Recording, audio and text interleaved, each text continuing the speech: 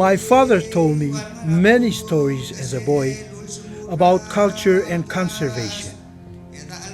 But the story that stood out most was the legend of the giant Uwab. Uwab was a boy known for his enormous appetite, consuming all without considering the community's limited resources. As Uwab grew, so did his appetite. No longer satisfied with the fish and taro the earth gave freely, it consumed so much and became so heavy, causing the island to sink beneath the waves. The seawater overran the wells and the lakes, poisoning the drinking water. He began to eat all the trees, leaving the ground bare. This caused the weather to change, and what little water fell from the sky simply washed the dead soil to the reefs, killing what little coral remained. The villagers grew tired of feeding the giant and eventually became so fearful of Uwab's gluttonous behavior.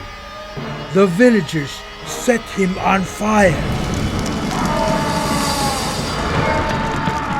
With a terrifying groan, his massive body broke apart and crashed into the pit. This story is once again taking place in today's world.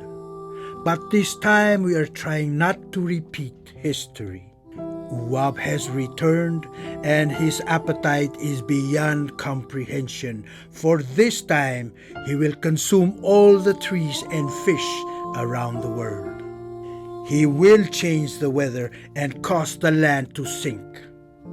The Pacific, a prime victim of the modern-day Uwab, is slowly moving from the flourishing paradise to a floating memory.